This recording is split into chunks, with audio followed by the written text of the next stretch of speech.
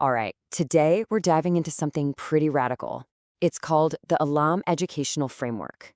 Now, this is a model that basically challenges everything we think we know about education. It suggests a path that could take someone from homeschooling all the way to a project-based PhD, and get this, all by the age of 20. So let's just start with this question, because it's a big one. For anyone who's put in the years for a master's or a PhD, the idea of being done by 20 sounds, well, like science fiction, right? But this framework doesn't just say it's possible, it argues that our current system, the one that takes so long, is actually the one that's unnatural. Okay, so to even begin to understand this wild timeline, we have to get into its core philosophy. The whole framework is built on this idea that there's a huge mismatch, a fundamental conflict between modern education and how humans naturally develop. At the heart of Dr. Alam's philosophy is this two-part view of a person. You have the self and you have the body. Think of the self as the command center. It's your consciousness, your reason, the one calling the shots. The body is the vehicle, the energy that the self directs. The whole idea here is that a really good, timely education strengthens that self, which then makes the body more effective at, well, at everything. So this framework really comes from a direct and pretty sharp critique of modern education. Now, while the source material focuses a lot on Pakistan, the problems it points out are framed as being universal, that systems all over the world are failing to meet our basic human needs for growth and independence. This slide right here, it really shows you the core conflict they're talking about. On one side, you have what the framework calls natural needs. Parents coaching you in the early years, and then you learn skills so you can be independent and start a family around puberty. But then you look at the other side, the modern system. It starts formal schools super early, but then completely fails to give you financial independence by that critical age. It just creates this long, drawn-out period of dependency. So you can really boil down the main complaints to these three things. First, starting school way too early is bad for a kid's personality development. Second, by delaying the skills you need to earn a living, you create all these psychological and social issues. And third, the whole system is built on memorizing facts instead of learning actual practical skills, which just produces a workforce that isn't really prepared for anything. All right, so if that's the diagnosis of the problem, what's the cure?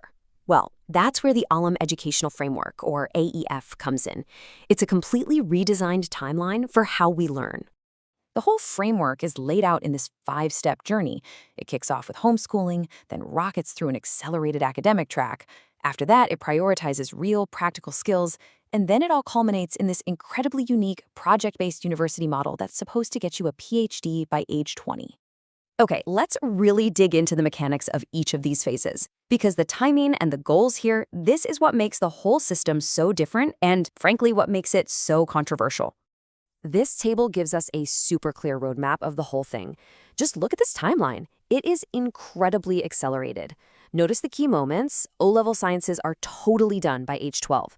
And then, and this is a huge change, academics are basically paused for 2 years, and the focus is entirely on practical skill development. All of this then leads into a university model with no classes, just one big project. And this quote right here, this is the psychological reasoning behind that very first phase. The framework really hangs its hat on this idea that those first 6 or 7 years are everything for your personality.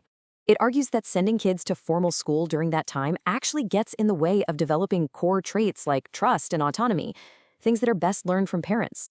Then, you hit phases 2 and 3, from age 7 to 12. Think of this as a full-on academic sprint. The goal here is to blast through all the core subjects up to the O-level standard, plus get fluent in several languages. It's all about building the academic toolkit you'll need for what comes next. So, the crucial point of the fourth phase is this: achieving economic independence. From ages 13 to 15, the entire focus shifts to practical, real-world skill development in various occupations, from trades like welding and carpentry to administrative roles, with the explicit goal of making every student an earning hand. Now, the why behind this is very direct and, culturally specific. The framework explicitly connects learning a skill by age 15 to what the source material sees as a biological, psychological, and even religious need to be ready for family life right around puberty.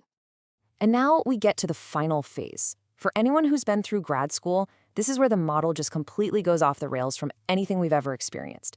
It totally redefines what a university is for and what a PhD even means. So forget about dissertations, forget about qualifying exams. In this model, your PhD is basically a 5-year startup. You spend 3 years inventing a product or a theory, and then you spend the next 2 years actually marketing and selling it. You're not awarded a doctorate for a paper, you get it for a successful, profitable, real-world project. Now, it's really important to understand that the AEF isn't just an idea for a new school curriculum. According to the source material, it's actually a key piece of a much larger, all-encompassing vision for society. Yeah, this education model isn't designed to just be dropped into our current world. It's actually the foundation for a proposed micro-community called Alam Happy Town. It's a pilot project that would have its own systems for everything: finance, government, family life, all built around this unique way of learning. So this is really the ultimate question the framework leaves us with, isn't it? This isn't just a new curriculum. It's a blueprint to completely re-engineer the entire cycle of learning, earning, and building a family. What would a society built on this model actually look like? Would it create a generation of hyper-productive innovators? Or would it maybe sacrifice the kind of deep intellectual exploration that many of us believe is essential for true creativity and critical thinking?